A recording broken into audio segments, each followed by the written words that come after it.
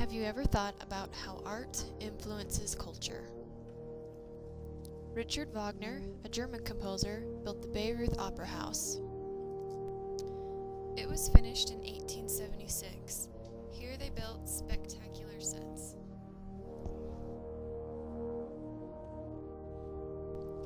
The sets were so amazing that they even built a river inside the theater. At the Bayreuth Opera House is where Wagner's famous opera, The Ring Cycle, was performed. It took 4 days and has 22 hours of music. The most famous music from this opera is The Ride of the Valkyrie. Decades after Wagner's death, the Nazis came into power using his music for propaganda, starting even before World War I.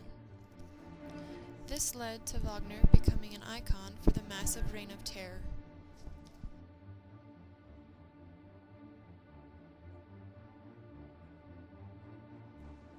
Hitler, as the main influence of this war, used Wagner's and other musicians' music to promote the war.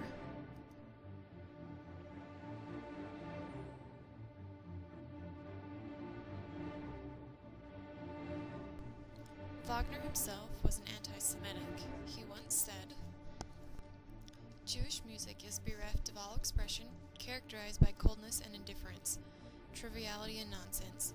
The Jewish composer makes a confused heap of all the forms and styles of all the ages and masters.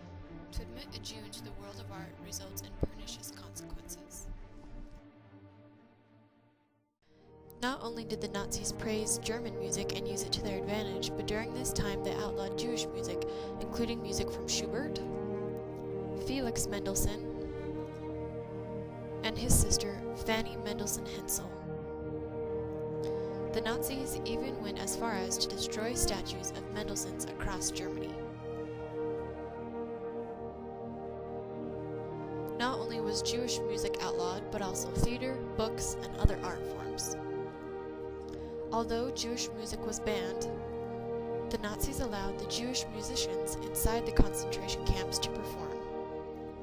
For example, inside Auschwitz, there were 5 orchestras made up of inmates.